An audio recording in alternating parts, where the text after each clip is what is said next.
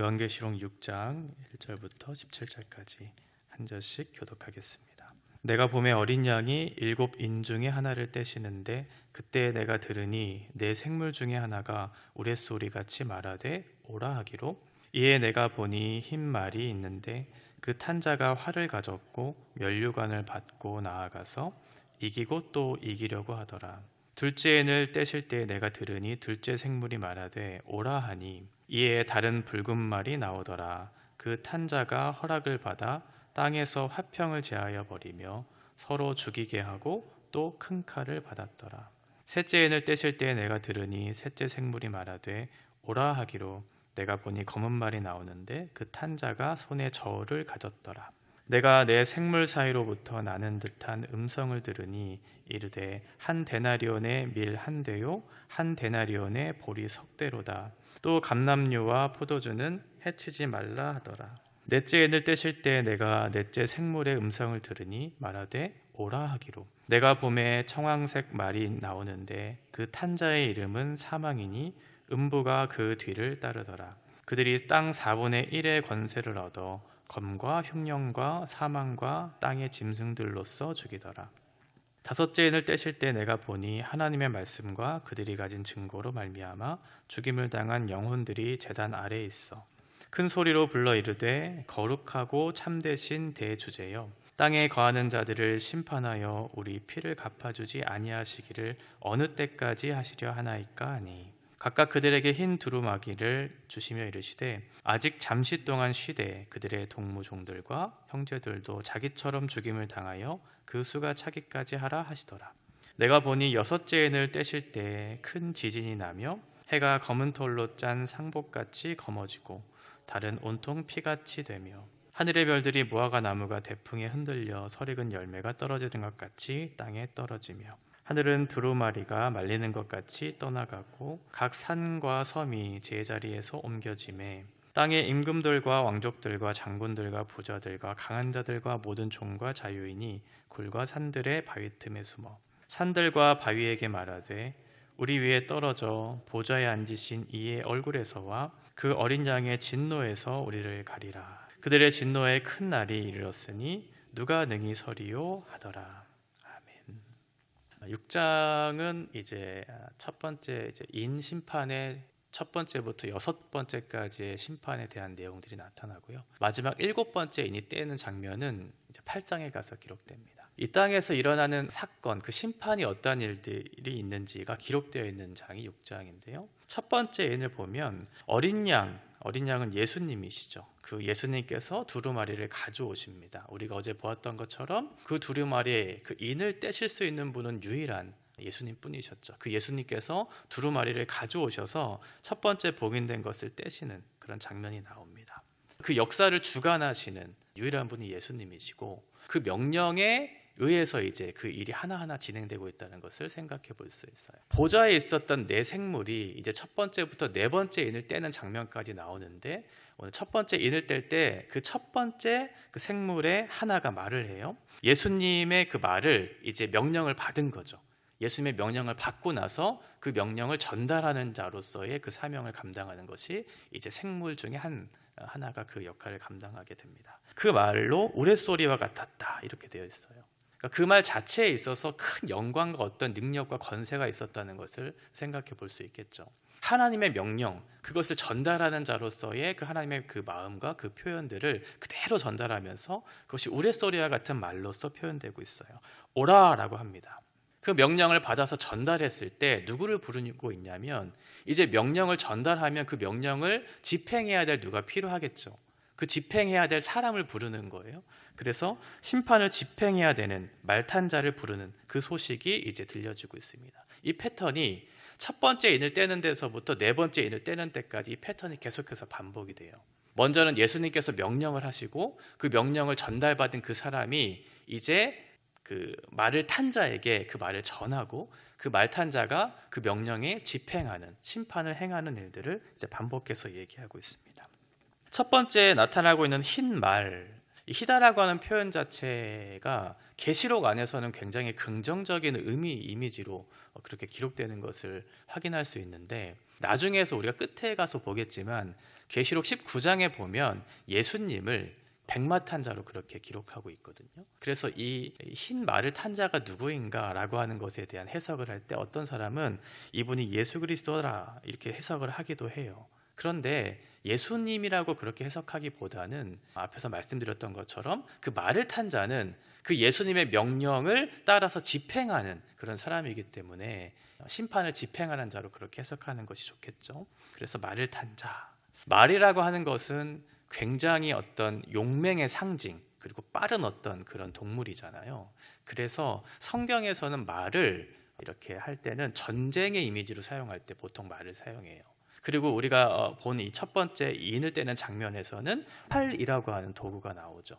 활도 마찬가지로 전쟁의 이미지가 나타나요. 그리고 그 면류관이라고 하는 그 단어 속에서도 어떤 전쟁의 승리를 통해서 주어지는 하나의 단어라고 생각해 본다면, 이 심판을 통해서 어떤 전쟁의 이미지를 통해서 어떤 승리가 주어지고 있다는 것을 생각해 볼 수 있겠죠.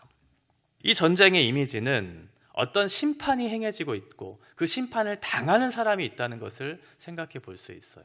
그러니까 인을 떼는 그 장면들을 통해서 하나님의 심판이 이루어지고 있는데 그 심판을 당하는 사람들이 있다. 이 땅에서 그 심판을 당하는 사람들이 있다라는 것을 생각해 볼 수 있고, 우리가 사는 이 세상에 이런 심판들이 계속해서 이루어지고 있다면 우리는 무엇을 해야 하는가? 그 뜻을 분별해야 되겠죠. 하나님의 심판을 보면서 그 뜻을 알아야 하고 분별해야 될 책임이 있어요. 두 번째는 또 다른 말이 준비되고 있다 이렇게 되어 있죠. 이 말은 불다라는 말로 표현되고 있는데, 불다는 것은 피가 흘렸다라고 하는 거죠. 피가 흘린 것은 어떤 전쟁의 이미지, 살육의 이미지, 누가 죽어서 피가 흘려지고 있는 그런 상황입니다. 여기서도 마찬가지로 예수님께서 명령을 하시고 그 전달을 받은 사람이 이제 전하고 그것을 집행하는 심판자가 나와요. 그런데 예수님께서 명령을 하시고 나서, 그러니까 부르시는 것도 명령을 하시지만 여기에 보면 예수님의 허락을 받아서, 4절에 보면 그 탄자가 허락을 받아서 땅에서 화평을 제하여 버리며 서로 죽이게 하고 또 큰 칼을 받았다 이렇게 되어 있죠. 그러니까 부르심을 받은 것도 예수님의 명령을 따라서 행하는 것이고, 그 중간에 그 집행하는 과정도 마찬가지로 예수님의 명령을 따라서 행하고 있다는 것. 서로 죽이게 되면 어떠한 일들이 일어날까요? 관계가 깨어지겠죠. 화평이 불가능해져요. 화평이라고 하는 것은 관계거든요. 관계. 그러니까 서로 죽이는 일들이 있다는 것은 화평이 깨지는 거예요. 화평은 불가능한 일들이죠. 그런데 어떤 일들이 일어나냐면, 어떤 심판자가 그 사람 자체를 죽이는 것도 있지만 어떠한 것이 더 큰 문제냐면 서로가 서로를 죽이는 일들이 일어나요. 그러니까 서로를 사랑해야 되고 서로에게 관계를 맺고 관심을 가져야 되는 우리들이 서로의 미움과 갈등과 싸움, 그래서 서로를 죽이게 되는 그런 상황들이 이뤄지고 있다 이렇게 되어 있어요. 그러면 첫 번째도 그렇고 두 번째도 그렇고 전쟁의 이미지를 통해서 심판이 이루어지고 있잖아요. 그러면 누군가가 죽고 있어요. 이미 전쟁과 그 심판이 이루어지고 있는 그 상황 속에서 여기에 보시면 뭐라고 되어 있냐면 또 큰 칼을 받았다 이렇게 되어 있어요. 그러니까 앞에서 이미 심판이 이루어지고 있어요. 누군가 죽고 있어요. 그런데 여기서 또 큰 칼을 받았다는 것은 어떤 의미를 담고 있는 것일까요? 그 심판이 또다시 이루어질 것이다. 계속해서 심판이 이루어질 것이다. 이루어질 것이다. 이렇게 생각해 볼 수 있겠죠. 2절에서도 마찬가지로 2절에 보시면 이미 이겼다 이렇게 표현되고 있어요. 그런데 또 이기려고 한다 이 표현되고 있거든요. 그러니까 전쟁의 승리가 이루어졌는데 또다시 전쟁의 승리를 이루려고 한다. 이것도 마찬가지로 전쟁이 반복해서 이루어질 것이다. 계속해서 이루어질 것이다. 이런 표현들로 우리가 생각해 볼 수 있죠. 이제 겨우 두 번째 인을 뗐어요. 첫 번째 인을 뗄 때도 심판과 전쟁, 죽음의 이미지가 있었고, 두 번째도 마찬가지로 반복해서 전쟁과 죽음, 그 심판의 이미지가 있었어요. 그런데 앞으로 5번의 인을 더 떼야 되죠. 첫 번째가 있었으면 두 번째가 있고, 근데 7번째까지 인이 떼져요. 근데 인 심판으로 끝나지 않아요. 나중에 나팔 심판, 대접 심판이 이루어지죠. 총 7차례에 그러니까 총 21번의 어떤 심판이 이루어지고 나서, 그리고 나서 최종적인 심판이 있을 것이다. 그 심판은 계속해서 이루어질 것이고 그 강도는 점점점 강해지게 되겠죠. 그러면 우리는 이것을 통해서 무엇을 깨달아야 할까요? 심판이 반복되면 어떠한 생각해요? 첫 번째는 두렵죠. 하나님의 어떤 준엄한 심판이 우리 가운데 이루어지고 있구나. 그러면 그것을 경계해야지. 이렇게 살면 안 되겠구나 라는 생각을 하겠죠. 그런데 또다시 심판이 이루어져요. 그러면 강도가 어떻게 될까요? 우리 안에 그 체감하는 그 강도는 점점 약해져요. 아, 또 심판이 이루어지는구나. 또 지진이 이루어지고 있구나. 또 우리 안에 갈등과 미움이 있구나. 누군가는 또 죽고 있구나. 어딘가에서는 전쟁이 이루어지고 있구나 라고 생각하면서 그 심판을 당연시하게 되죠. 첫 번째 인간 아담은 죽음이라고 하는 것을 알지 못했어요. 우리 인간에게 죽음은 낯선 것이었고 오지 않아야 될, 우리가 받지 않아도 될 그런 것들이었죠. 그런데 죽음이라고 하는 것이 찾아왔을 때 첫 번째는 당황했죠. 가장 사랑했던 하와를 보면서 사랑은커녕 서로 미움과 갈등이 들어오기 시작했고, 나중에서는 어떻게 돼요? 누군가를 죽이는 일들이 반복되어지면서 자기의 어떤 유익을 위해서 사람을 죽이는 것을 서슴지 않는 일들을 우리가 하게 되죠. 그러면서 죽음도 당연한 것으로 받아들여요. 사람이 태어났으면 언젠가는 죽어야지, 이렇게 사람들이 생각하잖아요. 이 세상 사람들이. 그런데 죽음이라고 하는 건 당연한 것이 아니에요. 인간에게 있어서 낯선 것이고 오지 않아도 될 것이었지만 사람들은 생각해요. 아, 누군가는 죽겠구나. 우리도 언젠가는 죽겠구나. 지금도 심판이 있고 지금도 전쟁이 있으니 또다시 전쟁이 일어났을 때 아프지만 또 전쟁이 일어나고 있구나. 이렇게 생각하겠죠. 그것을 경계해야 돼요. 그래서 반복해서 심판이 이루어지고 있는 것을 보면서 우리 안에 큰 재앙과 이 아픔과 고통이 있구나. 우리가 당해야 될 어떤 현실이 있구나라는 것을 통해서 오늘을 어떻게 해석하고 살아내야 될까를 생각해 봐야 되겠죠. 세 번째 인을 뗐을 때는 검은 말이 등장합니다. 검은다라고 하는 것은 어떤 기근과 흉조 이런 것들을 상징한다고 해요. 그래서 세 번째 인을 뗐을 때는 흉년과 관련된 그런 상황들이 나타납니다. 저울의 이미지가 나타나죠. 저울은 무언가를 무게를 재는 거잖아요. 그래서 식량의 무게를 재기 위해서 저울의 이미지가 나타나고요. 지금 식량이 매우 부족한 상황을 묘사하기 위해서 한 데나리온이라고 하는 단어를 사용했어요. 데나리온은 당시의 노동자의 하루 품삯이었잖아요. 그러니까 하루 버는 어떤 그 임금의 싹스를 가지고 무엇을 살 수 있는가? 밀 한 대를 살 수 있다. 그리고 보리 석 대를 살 수 있다. 이렇게 얘기하거든요. 한 대라고 하는 건 한 사람이 하루치 먹을 소비량을 얘기해요. 그러니까 하루 내가 번 그 돈을 가지고 하루에 먹을 식량을 내가 사서 먹을 수 있다는 거죠. 그러니까 밀을 샀으면 한 사람이 먹을 수 있다는 거고, 보리를 샀다면 세 사람이 먹을 수 있는 분량의 그런 양을 얘기하고 있어요. 당시에 밀과 보리는 매우 가난한 어떤 종이나 노예 이런 사람들이 먹던 곡물이었거든요.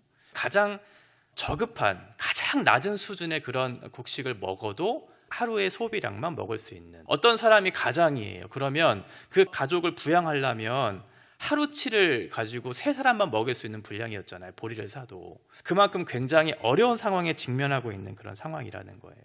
흉년이 들 것이다. 사람이 살기 위해서는 의식주가 필요해요.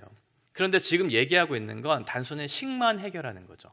입을 것과 주거 할 것들을 배제하고 고려하지 않은 채 먹는 것만을 고려해봐도 이렇게 살기 어려운 상황들이 너에게 직면하게 될 것이다. 이렇게 되어 있죠. 그러나 한 가지 희망 섞인 얘기는 뭐냐면, 그런 것들이 너희에게 흉년이 찾아오게 되겠지만 너희에게는 아직도 감람류와 포도주가 공급되고 있다. 이렇게 얘기해요. 어떤 사람은 이것을 하나의 사치품으로 생각해서 이렇게 해석하시는 분들도 계시거든요. 근데 그렇게 보기보다는 그렇게 해석을 해도 내가 지금 굉장히 어려운 상황 속에 있지만 아직도 깨닫지 못하는 그런 어리석은 부자와 교만한 사람들, 이렇게 해석을 할 수 있지만, 곡물이라고 하는 것은 1년이 지나면 혹은 더 짧게 우리에게 찾아올 수 있는 그런 식량이잖아요.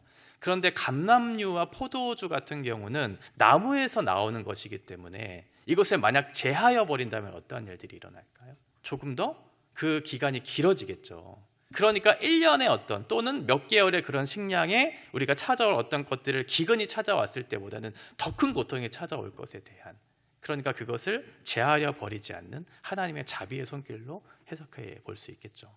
감람나무가 자라기까지는 17년이라는 시간이 필요하다고 해요. 그러니까 17년 동안 그것을 기다리면 더 고통스러울 테니까 하나님께서 아직은 그 공급을 남겨두시는 그 자비로 볼 수 있을 것 같아요. 네 번째는 청황. 이 청황이라고 하는 것은 핏기 없는 어떤 병자의 혈색을 얘기한다고도 하고 죽음을 상징하는 그런 표현이라고 얘기해요. 그래서 8절에 보면 사망과 음부에 대한 얘기가 나오죠. 사람을 죽이는 어떤 사망, 그 결과로 지옥에 떨어지는 그런 일들이 일어나게 될 것이다. 땅의 4분의 1의 권세를 얻어 심판이 이루어지고 있는 거죠. 그러니까 4분의 1의 권세를 얻어서 4분의 1의 땅에 어떤 사람들이 죽어가는 이미지, 그것도 굉장히 고통스러운 것이지만 나머지 4분의 3은 아직 심판 전이라고 하는 거예요. 그러니까 앞에서 나오는 어떤 심판의 이미지들도 마찬가지로 하나님의 크신 전쟁과 흉년이 있었지만 그러함에도 불구하고 아직은 그것들 살아낼 근거들을 가지고 있는 사람들, 그래서 하나님께서 계속해서 심판과 심판들을 이루어주면서 너희에게는 그런 어떤 가능성과 근거를 발견해야 되지 않는데 깨닫지 못하는 그 사람들에게 지금 더 큰 심판을 행하면서 말씀해주고 있어요. 앞에서 심판을 행할 때는 첫 번째는 활의 이미지를 사용했고, 두 번째는 칼의 이미지를 사용했고, 세 번째는 흉년의 이미지를 사용했어요. 지금 네 번째 심판을 행하는 이때에는 그 모든 것들을 종합해서 지금 얘기하고 있죠. 검, 흉년, 사망, 땅의 짐승들. 그러니까 이 땅에 있는 많은 사람들을 죽이는 그런 도구들을, 방법들을 계속해서 나열하고 있어요. 종합적으로 설명하고 있죠. 네 생물의 마지막 네 번째 심판에 대해서. 첫 번째 심판, 그 인을 떼는 장면에서도 전쟁이라고 하는 것은 우리에게 굉장히 큰 고통을 가져다 주죠. 사람들과의 관계가 다 깨지기도 하고, 먹을 것도 부족하고, 때로는 어떤 사람들이 죽기도 하고, 그런 고통스러운 어떤 현장들이 우리 가운데 찾아오죠. 그런데 두 번째 이미지는 더 큰 칼, 또 큰 칼이 우리에게 주어진다, 또다시 전쟁이 이루어지고 있다는 것을 얘기했잖아요. 더 큰 고통이 찾아온다는 거죠. 그런데 그때에도 어떤 생각들을 했어요? 아직은 먹을 것이 남아있구나 라는 생각들을 했겠죠. 그러니까 완전히 파괴되지 않는 그 현실을 보면서 사람들은 아직도 어떤 근거를 가지고 희망을 발견하고 이런 상황들이었을 거라는 거예요. 그때 세 번째 심판이 이루어지죠. 흉년이 일어나요. 먹을 것도 사라져요. 하루 벌어서 먹고 살기 힘든 그런 상황들을 닥치게 해요. 그러면 그때라도 그것들을 보면서 깨달았어야 됐는데 아직도 이런 것들이 남아있구나 라는 생각을 했어요. 아직도 살아갈 근거가 있는 거죠. 네 번째 심판도 마찬가지로 모든 땅이 심판받고 멸하여진 것은 아니에요. 4분의 1의 땅이 심판받고 멸망을 당했을 뿐 아직은 4분의 3이 남아있다고 생각한 거죠. 이 사람들이 굉장히 어리석은 거예요. 지금 심판이 이루어지고 있지 않은 것이 아니거든요. 이미 심판이 이루어지고 있거든요. 그런데 심판을 받고 있다는 사실을 알고 그것들을 경계하기보다는 아직은 심판이 유보되고 있는 가능성, 그 근거들을 생각하면서 여전히 어리석은 그런 상황들이 놓여있는 그런 상황들을 묘사하고 있는 거죠.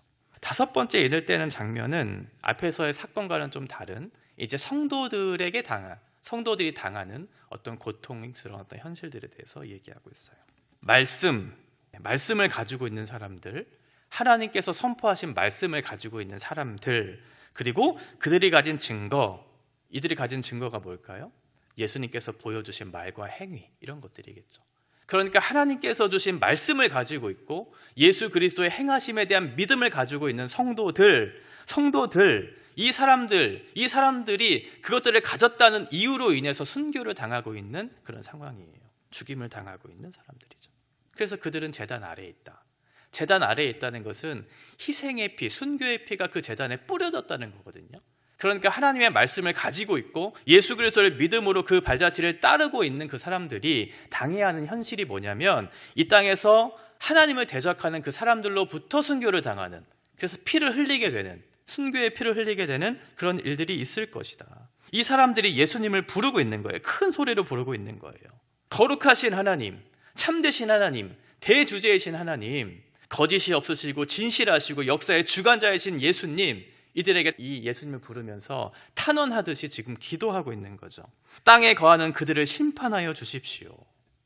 하나님의 말씀을 붙잡고 살았고 예수 그리스도의 발자취를 따라 믿음으로 살았는데 제가 당하는 현실이 너무나 고통스럽습니다. 절망스럽습니다. 왜 우리는 죽음이라고 하는 결과를 맞을 수밖에 없습니까? 라고 하면서 어떠한 면에서는 억울할 수 있겠죠.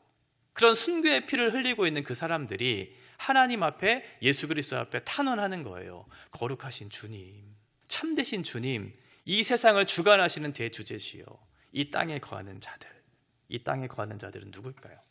예수 그리스도를 믿는 자들을 핍박하는 사람들이겠죠. 그 사람들을 심판하여 주십시오.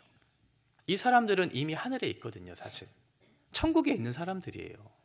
천국에 있으면 이미 얻은 사람들이거든요. 그러면 굳이 그런 기도를 하지 않아도 될 것 같은 사람인데 이 땅에서 당했던 그 아픔과 고통들의 현실들을 기억하고 있는 거죠. 어떤 개인적인 원한을 풀어달라고 하는 그런 기도일 수도 있지만 사실 더 중요한 것은 무엇이냐면 여전히 지상에서 고통을 당하고 있는 내 형제된, 내 자매된 그 성도들의 고통을 헤아려 달라는 거예요. 저들이 당하는 고통이 쉽지 않음을 알지 않습니까? 저들을 위로하시고 저들을 격려하시고 저들이 믿음에서 떠나지 않도록 지켜보아요 주십시오. 지금 하늘 보좌 우편에서 예수 그리스도께서 우리를 위해서 중보하고 계시지만 예수님뿐만 아니라 우리의 형제 자매된 우리의 지체들도 이미 천국에 가신 그 하나님의 사람들도 우리를 위해서 기도하고 있다는 거예요. 우리를 위해서 기도하는 사람들이 있다는 거죠. 그들은 흰 두루마기를 이미 입은 사람들이에요. 흰 두루마기. 이것은 세례 받을 때 어떤 정결의 상징이기도 하고요. 무죄를 받은 사람들에게 입혔던 옷이기도 하고 궁극적으로는 우리를 의롭다고 칭해 주신 의로움의 상징이죠.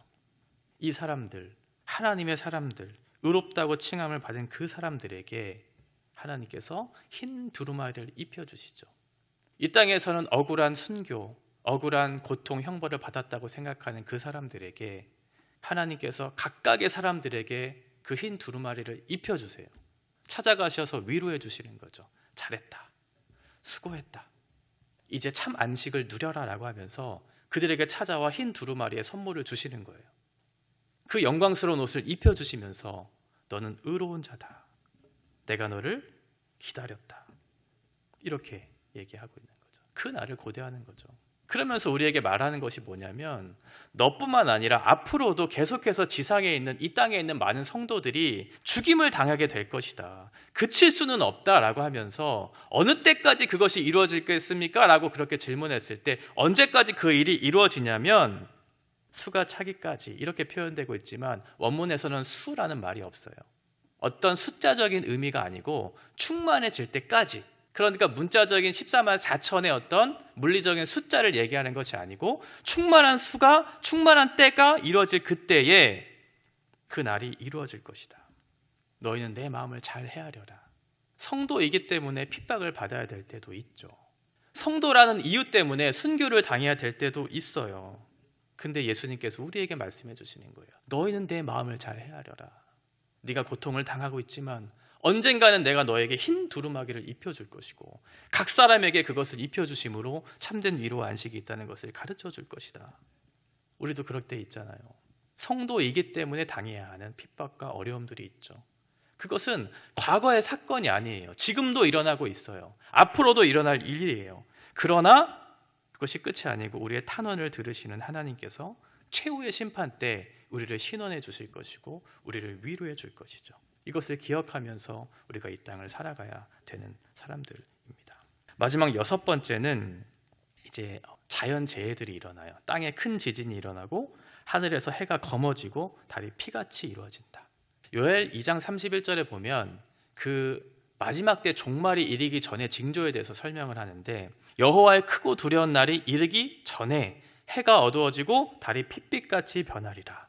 그러니까 자연이 어떤 정상적인 어떤 질서를 무너지는 이상한 현상들이 일어난다는 거예요. 별들이 땅에 떨어지기도 하고 하늘이 떠나가기도 하고 산과 섬이 제자리로 옮겨지는, 이사야 54장 10절에 보면 산들은 떠나며 작은 산들은 옮길지라도 이렇게 되어 있고요. 계시록 16장과 21장에 보면 섬과 바다나 산이 없어진다 이렇게 표현되어 있어요. 이것은 비정상적인 어떤 모습들이 나타난다는 거예요. 하나님께서 세상에 창조하신 질서, 그것이 조화롭게 이렇게 세상을 창조하셨잖아요. 그런데 마지막 때가 이르렀을 때는 자기가 있어야 할 그 자리를 이탈하면서 모든 질서들이 파괴될 것을 얘기하고 있는 거예요. 히브리서 12장 26절에 보면 그때에는 그 소리가 땅을 진동하였거니와 이제는 약속하여 이르시되 내가 또 한 번 땅만 아니라 하늘도 진동하리라 하셨느니라. 우주의 종말과 대혼란이 일어날 것이다. 우리가 사는 그 세상이 혼란이 일어나면 어떻게 될까요? 그 땅에 존재하는 많은 사람들이 고통을 받겠죠. 당황을 하겠죠. 그래서 임금과 왕족과 장군과 부자와 강한 자, 종 자유인, 남녀노소 상관없이 모든 사람이 고통을 당하게 될 것이다. 이 땅에서야 가진 것을 가지고 자랑하고 누군가를 차별하고 그것을 근거로 해서 내가 살아갈 수 있다고 얘기하지만 왕족이나 부한 자나 강한 자나 자유인이나 상관없이 하나님의 종말의 때가 이르렀을 땐 인간의 한계와 교만에 부딪히게 될 것이다. 그때는 누구도 그것들을 피할 수가 없을 것이다. 어리석은 일들이 다 드러나게 될 것이다 라고 하면서 그들이 이렇게 얘기해요. 산들과 바위에게 말해서 우리 위에 떨어져라. 얼마나 고통스러우면 그런 말을 하겠어요? 차라리 그 산과 그 돌들이 나에게 떨어져서 내가 죽었으면 좋겠다는 거예요. 그 심판의 때가 얼마나 크고 두려우면. 한 번 이루어졌으면 그것들을 내가 이길 수 있다고 생각했겠죠. 그러나 이것은 지속적인 심판이 이루어지고 있다는 것을 알 수 있어요. 한 번의 고통이 아니고 영원한 고통이 이루어지고 있다는 것을 보면서 차라리 산이 내 위에 떨어졌으면, 내가 차라리 죽었으면 좋겠다, 이렇게 살 바에는 내가 죽었으면 좋겠다 라고 생각을 하는 거예요. 왜? 그 심판이 누구로부터 오니까? 하나님으로부터 오니까요. 어린 양 예수님으로부터 온다는 사실을 알았으니까 이 심판을 피할 수 없구나 라고 생각을 한 거죠. 어느 곳에서도 숨을 수 없겠구나, 그 진노의 큰 날이 이르렀을 때 누구도 그것을 피할 수 없겠구나, 내가 많은 권력을 가지고 내가 많은 부를 가졌을지라도 내가 그 심판을 피할 수 없겠구나라는 것을 깨달은 거예요. 비로소 인간의 한계를 경험한 거죠. 그 심판의 주체가 누구신지를 확인하면서 그동안에는 용감하게 살았고 내 힘을 가지고 내가 가진 근거를 가지고 이것을 이길 수 있다고 생각했지만 감히 하나님 앞에 내가 이 일을 감당할 수 없는 존재라는 것을 확인하면서 그 심판을 피할 수 없다, 차라리 죽었으면 좋겠다, 이렇게 얘기하고 있는 거예요. 주님께서 오실 마지막 날이 가까울수록 심판의 때는 더욱더 선명해질 것이고 어찌 보면 더 강하게 우리에게 찾아올 수도 있습니다. 그러나 우리 성도들은 그 핍박과 환난이 있을 때 우리는 생각해야 돼요. 그때에 우리에게 흰 두루마리를 입혀줄 것이고 참된 위로와 안식이 너에게 있을 것이며 내가 너를 의롭다고 칭해줄 그때가 있을 것이다. 그러니 끝까지 그 믿음을 지켜 이 환난과 핍박 속에서도 성도됨, 그 성도됨의 정절을 지켜가며 천국을 소망하고 참된 안식이 주어질 그 날을 기다리면서 믿음을 지켜 살아가기를 바라는 그런 예수님의 마음이 우리 가운데 잘 담겨졌으면 좋겠습니다. 오늘의 현실을 살아가는 것이 쉽지는 않아요. 그것을 해석하는 것도 쉽지 않고 해석해서도 그것을 적용한다는 것도 우리에게 만만치 않은 일들이 있을 것입니다. 그러나 성경이 약속하는 이 약속의 말씀을 붙잡으면서 우리가 당하는 현실이 때로는 고통스럽고 때로는 당황스러운 그런 일들이 있을지라도 당황하지 마시고 믿음으로 그것들을 받아내고 해석해서 하나님 보시기에 충성된 일꾼으로 이 믿음의 선한 싸움들을 싸워가는 저와 여러분 되시기를 바랍니다.